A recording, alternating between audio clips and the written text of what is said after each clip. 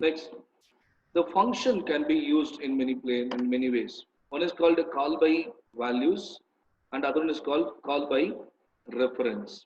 Got it? In call by values, what we do, we pass the values into the function, and we can make use of it.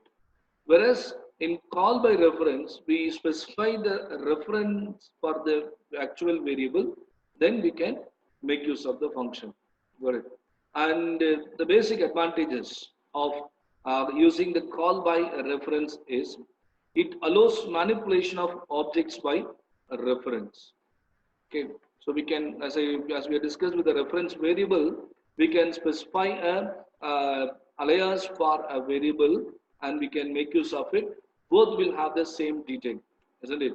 And also it eliminates copying of object parameters. References also can used created for user defined data types. Okay. So now let us see a simple example about how to make use of this reference call by reference principle.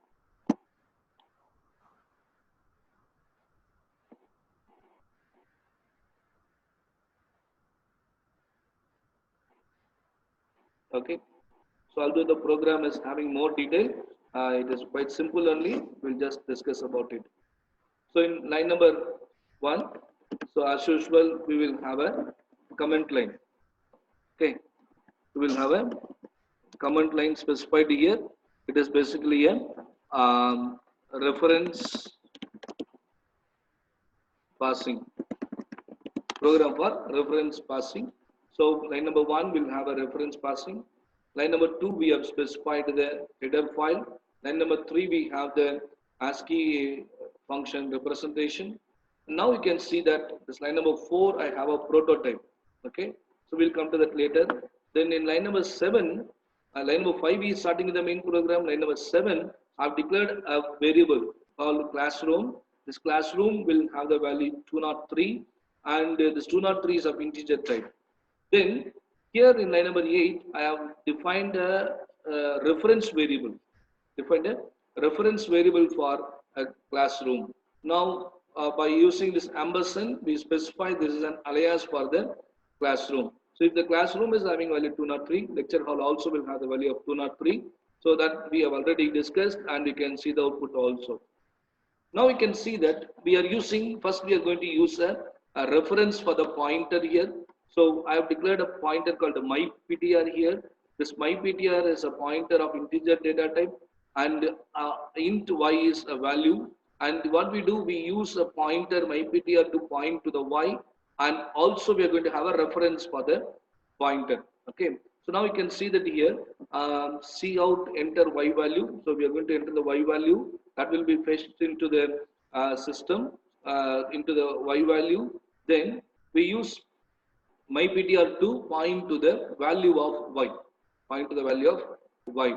Then I have written some statement for you to understand. So myPTR, now it will get an address of y, and that will be displayed here. And also we will get to know, when since we are entering the value, then we will get to know by fetching the value from the myPTR. myPTR is pointing to an address, right? So fetching the value from myPTR, we can see that what value it's being pointed to. Then also we are assigning a reference pointer for the myPTR.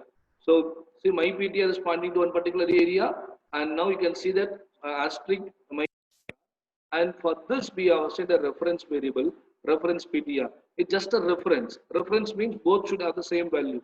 So if my PTR is pointing to a particular location, reference PTR also will be pointing to the particular location. If my PTR is pointing to one value, and the reference PTR also will be pointing to a same value. Okay, that is one part.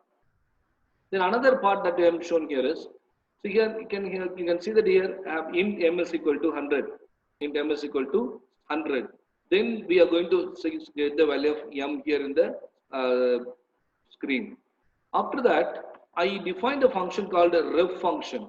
The ref function is defined here from line number 29 to 32.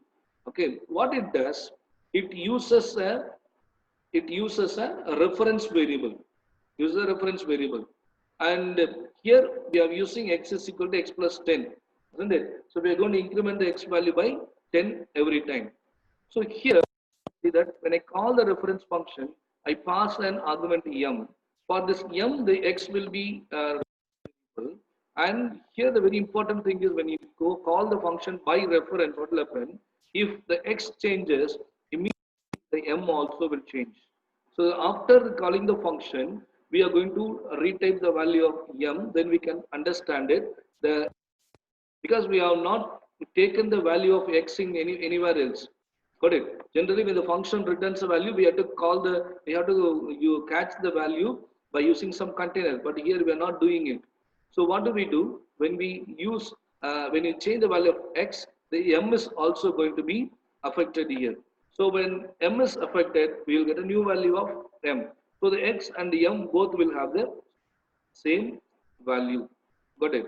So that's how basically calling by reference works. Immediately it will get affected here. M value will get affected. Let's run this program and check.